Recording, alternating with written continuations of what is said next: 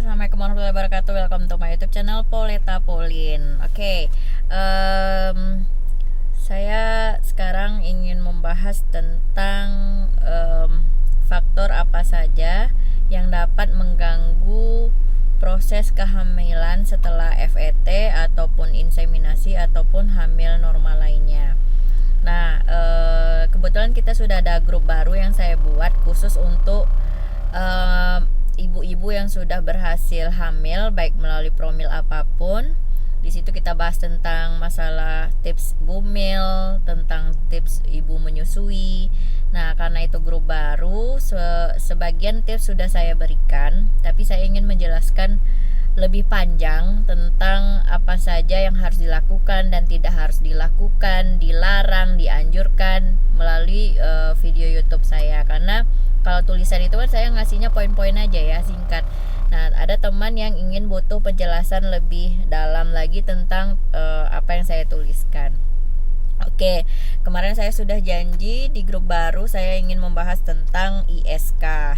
Nah, ISK itu disebut juga kepanjangannya adalah infeksi saluran kemih. Ada yang bilang saluran kencing, padahal kemih ya. Nah, jadi ISK itu salah satu hal yang sangat membahayakan bagi ibu hamil. Nah, di sini saya tidak menakut-nakuti mbak-mbak sekalian tentang ISK, tapi intinya adalah seperti saya bilang sebelumnya, kita butuh kewaspadaan, bukan membuat was-was, bukan membuat panik. Karena apapun yang saya share pada mbak atau ibu-ibu sekalian, teman-teman sekalian adalah apa yang sudah saya alami.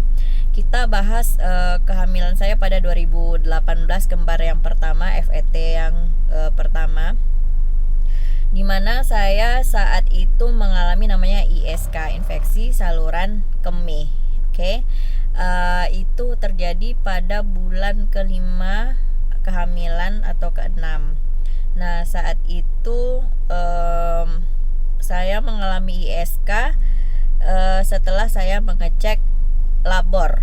Nah, apa saja ciri-ciri, tanda-tanda ataupun cek lab yang harus dilakukan untuk mengetahui kita mengalami ISK atau tidak. Nah, jangan lupa subscribe, like, share, dan juga join di grup IVF saya. Ada grup IVF, ada grup bumil dan busui. Alhamdulillah grup IVF sudah ada 2. Grup pertama hampir 300 orang membernya, grup kedua sudah hampir 200, jadi sudah 500. Lalu grup bumil dan busi sudah 60-an orang. Artinya saya sedang berkomunikasi dengan mbak-mbak atau teman-teman seluruh Indonesia, baik pun ada yang di luar negeri, ada yang dari Brunei Darussalam, dari Malaysia, Taiwan, ada yang di Jepang. Nah, jadi warga-warga WNI yang lagi di luar negeri pun udah watching my YouTube dan juga join di grup IVF. Nah, alhamdulillah untuk berita terbaru adalah dari semua grup yang saya selaku owner dan adminnya, sudah 62 orang berhasil IVF mengikuti tips yang saya berikan. Alhamdulillah jodoh berhasil itu karena Allah ya, ataupun Tuhan Yang Maha Esa, tapi saya hanya berupa perantara melalui pengalaman yang pernah saya lakukan. Yang mau mengikuti serius dan benar-benar mengikuti, maka berjodoh dan hasil akhirnya Allah kabulkan dan berhasil hamil. Terima kasih buat teman-teman yang sedang hamil, sudah melahirkan, udah beberapa orang, dan sedang baru selesai menerima rapor BHCG-nya atau beta HCG. Kita akan membahas topik hari ini adalah ISK, infeksi saluran kemih. Ini saya menjelaskan versi saya sebagai pasien yang mengalami, bukan sebagai dokter, because I'm not a doctor. Tapi saya orang yang pernah mengalami ISK tersebut pada 2018. Nah, ISK itu adalah infeksi yang terjadi pada saluran kemih, kantung kencing. Nah, di mana itu sangat membahayakan janin. Apa yang membuat janin berbahaya bagi janin? Pertama, infeksinya. Artinya di situ bisa ada kuman bakteri yang terkandung di dalam urin ataupun kandung kemih yang dapat mengganggu perkembangan janin. Bila itu masuk ke janin, maka janin akan sakit, tidak berkembang, dan apa saja efek sampingnya, bisa mengalami namanya pecah ketuban dini, bisa janinnya sakit tadi seperti saya bilang, atau keguguran, ataupun bisa mengalami kematian atau stillbirth. Stillbirth itu kematian mendadak ya, kematian mendadak pada janin. Nah, apakah ISK itu perlu diobati? Sangat perlu, karena mencegah hal-hal tersebut terjadi pada mbak atau ibu hamil. Oke. Nah, apa yang dirasakan atau ciri-ciri yang dirasakan saat ISK? Yang pertama, bila mbak sudah hamil, baik itu hamil muda, hamilnya udah trimester 1, 2, 3, mengalami namanya sakit pinggang, daerah V-nya pedih dan perih, itu terutama saat buang air kecil. Saat buang air kecil pedih, perih gitu. Itu tanda-tanda dari ISK. Apalagi tanda-tanda selanjutnya? Tanda-tanda selanjutnya yang kedua yaitu saat buang air kecil itu kita sepertinya rasanya banyak gitu. Kita merasa air kencing atau air pipis kita itu banyak, ternyata saat dikeluarkan sedikit. Nah, itu yang kedua ya. Yang ketiga, sering hasrat ingin pipis alias ingin buang air kecil, terutama pada malam hari. Nah, disertai tadi perih dan rasa terbakar. Nah, jadi ciri keempat itu adalah rasa terbakar daerah Miss V. Nah, lalu apa saja? Itu faktor dari fisik ya, itu secara fisik seperti itu, sakit pinggang, perih di Miss V, keluar air kencingnya sedikit padahal rasanya banyak ya, terus berulang-ulang. Nah, itu dari segi fisik. Nah, lalu apa saja ciri-ciri lainnya? Ciri-ciri lainnya adalah sering keputihan. Kalau keputihan itu sebenarnya normal, tapi tidak normal bila keputihan tadi mengeluarkan bau. Kalau keputihan itu sebenarnya kan ada bau khasnya, bau-bau khasnya ya. Kita udah tahu sehari-hari, misalnya lagi mau mens atau setelah mens, kita tahu. Tapi kalau ISK ini, selain baunya itu pekat, menyengat dan tidak enak, ditambah warna keputihannya itu tidak lagi putih seperti susu atau bening, melainkan warnanya sudah hijau. Bila itu terjadi, maka mbak-mbak sekalian wajib pergi ke dokter. Nah, langkah pertama adalah kita ke obgyn. Kita konsul ke dokter obgyn, beritahu kepada dokter, "Dok, saya merasa," misalnya by WA, kalau misalnya lagi antri COVID atau bisa tergantung dokternya ya. Kadang ada dokter yang obgynnya mau ngasih nomor WhatsApp, ada yang enggak, harus konsul. Nah, jadi antara konsul atau WA dulu. Kalau misalnya dokter bilang enggak apa-apa Bu, tunggu sampai besok. Seandainya besok pun masih juga seperti itu, nggak ada cara lain selain mendatangi beliau untuk di USG ya. Bisa melalui USG atau bisa beliau memberikan antibiotik ataupun obat. Nah, sebenarnya siapa yang lebih berkompeten memberikan obat untuk infeksi saluran kemih selain obgyn juga? Seandainya tidak dapat solusi dari obgyn yang tidak memberikan obat atau tidak memberikan antibiotik untuk meredakan ISK-nya, maka mbak-mbak sekalian bisa cek mandiri, cek urin ya. Jadi kalau dokter obgyn yang nggak ngasih cek lab, maka bisa pergi ke labor terdekat, Pramita, Prodia dan lain-lain untuk cek urin. Nah, di situ bilang kita mau cek urin apakah ada ISK atau tidak. Biasanya hasilnya bisa kita baca sendiri. Kalau misalnya ada hal yang namanya positif dari urinnya, ada bakteri dan lain-lainnya, itu ada berbagai macam jenis pengukuran ya dari urin. Ada yang bakteri, terdapat bakteri atau tidak dan lain-lain, itu bisa Mbak baca. Bila ada salah satu indikator positif, maka itu termasuk ISK. Bila cek mandiri dapat hasil seperti itu, maka balik ke obgyn. Bila obgynnya tidak melakukan apa-apa, menganggap itu hal biasa, namun kita tidak sanggup, kita bisa mendatangi namanya dokter SPP SPPD adalah spesialis penyakit dalam. Nah, saya dulu kebetulan karena saya memegang 2 dokter saat hamil, yaitu awal-awal hamil 3 dokter, akupuntur, obgyn, dan penyakit dalam itu SPPD KHOM itu yang mengecek pengentalan darah saya setiap bulan.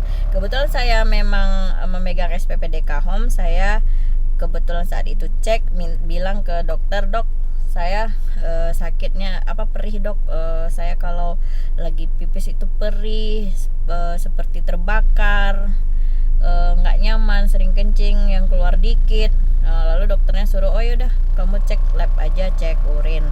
Nah, dari hasil cek urin saya ada yang saya nggak bawa contohnya ya, karena ini dadakan membuat kontennya tanpa persiapan ya. Kalau dulu WFH enak buat konten, jadi saya bisa liatin hasil-hasil lab dan segala macam. Sekarang karena lagi jam istirahat kerja, saya sempatin untuk buat info YouTube terbaru ini. Jadi dari hasil lab ada yang positif bakteri atau bagian apa. Jadi kata dokter, ini kamu positif ISK, kamu harus saya kasih antibiotik. Jadi antibiotik yang golongan C, yaitu yang aman untuk ibu hamil. Nah, setelah saya mendapatkan itu, saya juga laporkan ke obgyn saya bilang oke. Nah, setelah saya minum beberapa hari, ternyata hilang dan aman. Oke. Nah, jadi ISK itu sangat berbahaya bagi ibu hamil. Nah, sekarang itu ciri-ciri ya. Tadi sudah saya bahas ciri-ciri, gejala, juga cara pengobatan kepada obgyn ataupun kepada dokter spesialis penyakit dalam yang Mbak sudah datangi atau sudah biasa menangani masalah pengentalan darah dan lain-lain. Oke, sekarang kita bahas penyebab ISK itu apa. Nah, ISK itu bisa terjadi dari faktor eksternal ataupun internal. Faktor eksternal yaitu saat hamil, kalau bisa, apalagi kita program IVF, program yang benar-benar sulit untuk bisa hamil, menunggu lama, pengorbanan yang panjang, kita butuh waktu dan lain-lain, sehingga saya rasa ini hal sangat penting, yaitu cegahlah berhubungan intim dengan suami selama hamil. Nah, itu kenapa nggak boleh. Kalau saya bilangnya nggak boleh, kalau dokter pasti bilangnya nggak apa-apa bu, nanti gimana suaminya, kasihan dong suaminya dan segala macam. Nah, kenapa saya bilang nggak boleh? Karena kita nggak tahu kebersihan dari punya suami seperti apa, saat itu sehat atau enggak, atau gimana. Nah, nanti itu bisa menjadikan faktor membuat ISK, dimana ada komplikasi ya, bakteri ketemu bakteri atau gimana gitu ya, atau kadar asam misfi kita nggak tinggi sehingga tidak bisa melawan bakteri yang terkandung di punya suami. Nah, itu saran saya. Terus gimana dong mbak, suami kalau lagi pengen dan gimana? Aduh, sekarang kan sudah banyak cara ya, bisa oral atau bisa banyak jalan menuju Roma ya, romansa di kasur. Nah, itu cari sendirilah di blog-blog atau di mana itu bisa. Jadi kita tetap bisa melayani suami tidak berdosa, tapi kita juga masih sehat kehamilannya. Oke? Nah, itu yang pertama, menghindari hubungan suami istri. Itu faktor eksternal. Nah, faktor internalnya apa? Biasanya ISK juga bisa terjadi karena ini, seiring membesarnya janin, maka rahim kita kan ukuran juga makin besar ya, ada kandung kemih, ada air ketuban, ada baby di dalamnya, sehingga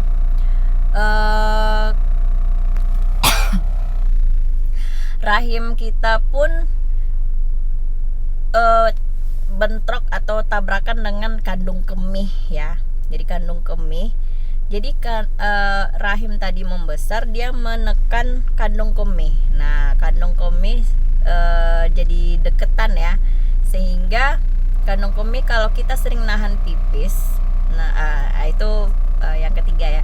Jadi kandung kemih terlalu dekat dan bentrok dengan rahim juga dapat membuat ISK, sehingga gejala seperti sakit pinggang, kandung kemih tertekan, perih. Nah, itu juga karena faktor kehamilan yang makin membesar. Nah, itu ya. Nah, lalu yang ketiga adalah apa tadi ya? Saya bilang bila kandung kemih ya, lupa.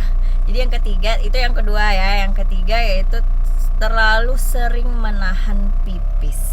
Nah, itu kebanyakan ISK tidak hanya terjadi pada orang hamil, tapi terjadi pada orang pada umumnya ya.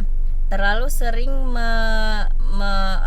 menahan pipis, misalnya pergi ke tempat umum, jijik atau apa, ini juga dapat membuat faktor ISK terjadi. Jadi solusinya adalah Mbak semua, untuk hubungan tadi dipending, untuk menahan pipis jangan. Lalu gimana masalah faktor hamil besar tadi yang menindih kandung kemih? Itu kan nggak bisa kita hindari, tapi bisa diobati. Artinya bila semua gejala tadi terjadi kepada Mbak sekalian, maka segera hubungi dokter. Jangan nunggu berlarut-larut, membiarkan, sama saja kita tidak sayang dengan kehamilan ataupun janin kita. Oke? Jadi itulah masalah ISK yang saya bahas hari ini. Masih banyak faktor-faktor yang dapat mengganggu kehamilan. Ini bukan menakut-nakuti, tapi merupakan edukasi berdasarkan my best experience 2018. Nah, kemudian saya luangkan dengan YouTube saya ataupun di grup saya agar mbak-mbak semua terhindar dari hal-hal tersebut. Oke? Nah, jadi kita itu harus memanjakan janin ataupun kehamilan kita, karena kita bukanlah pasien ibu hamil dengan kehamilan normal, tapi banyak pengorbanan yang kita keluarkan bisa untuk hamil. Oke? Nah, itu saja untuk hari ini. Bila ada pertanyaan silakan komen di grup WhatsApp ataupun di kolom komen di bawah YouTube saya. Sekali lagi terima kasih sudah mengikuti YouTube saya, dan terima kasih kepada teman-teman yang sudah berhasil 62 orang. Alhamdulillah sampai hari ini yang berhasil IVF-nya. Nah, banyak konten yang ingin saya sampaikan, tapi ya berhubung saya juga kerja, jadi bagi waktunya lagi ya. Oke, cukup sekian. Terima kasih. Semoga bermanfaat masalah ISK ini, dan mbak semua yang lagi hamil sehat walafiat. Amin. Terima kasih. Sampai jumpa next konten berikutnya. Assalamualaikum. Bye bye.